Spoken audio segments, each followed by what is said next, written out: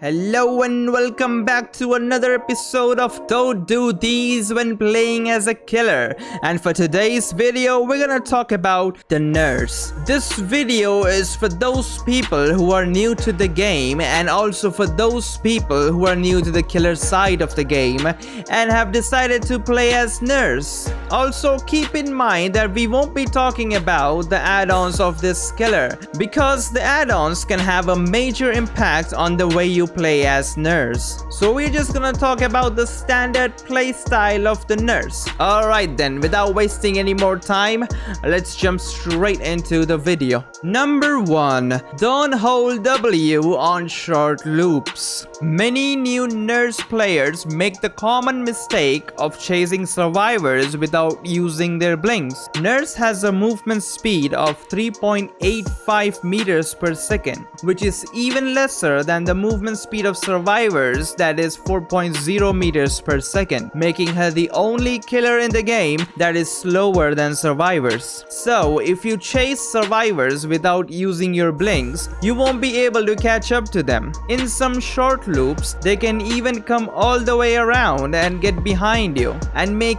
even the short loops feel like an infinite. That is why it is better to always blink through the loops and try to attack them. Just be confident in yourself when you are about to blink. Don't worry about missing your shot. You can do much better by using blinks on short loops rather than just holding W. Moving on to number 2.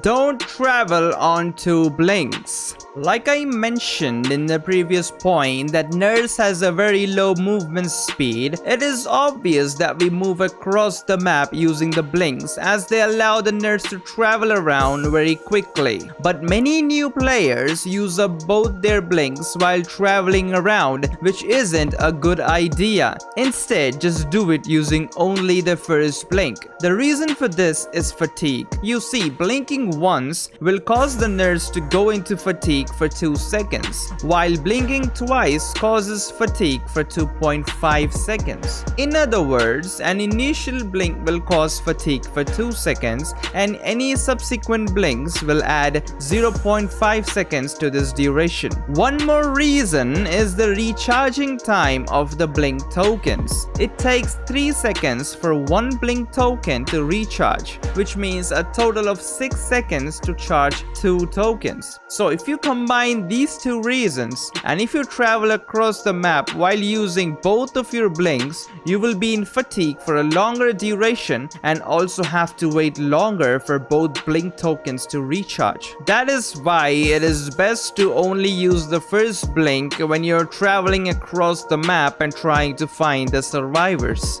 And number 3 is avoid getting light burned. Many people don't know about this, but yes, you can light burn a nurse as well. In fact, after Wraith, nurse is currently the only killer that can be light burned. So yeah, just like I said in the Wraith's video, which if you haven't watched yet, then the link is in the description, that getting light burned will stun you for 5 seconds. And a nurse can only be light burned while she is charging her blink. Although it is a very rare occasion where survivors will try to light burn her, still there are few survivors who are ready to exploit it if given the chance. So always be careful when you're charging your blink while a survivor with a flashlight is close by. Number 4 on the list. Don't blink inefficiently. Like I said, initial blink causes fatigue for 2 seconds and follow-up blinks add 0.5 seconds to this fatigue duration. It is wise to blink as efficiently as you can. Many new players make the mistake of using their first blink to attack survivors, which is a bad idea because if you miss your attack, then you will not only suffer from missed attack cooldown but also go into fatigue, which gives survivors ample time to make more distance.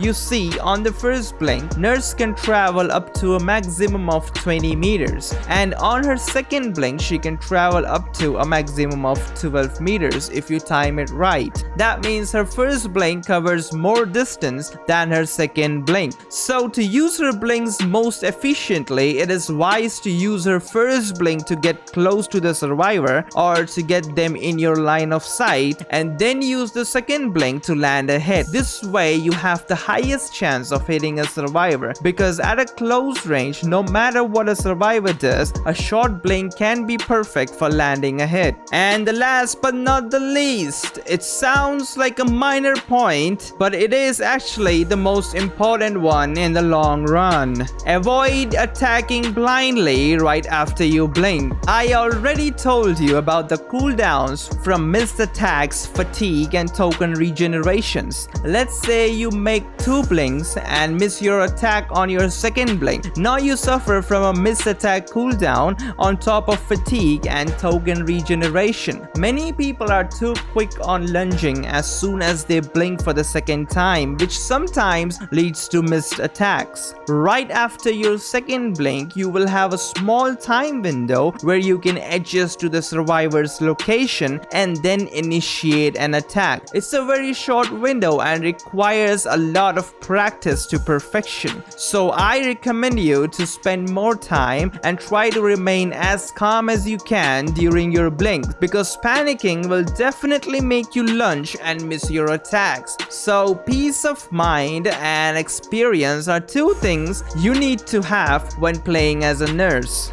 And that's it for today. I hope you guys learned a few things from this video, and if you did, then please leave a like and consider subscribing to the channel. It will only help me grow. And also, if you have a few tips of your own that you would like to share, then please feel free to let us know in the comments down below.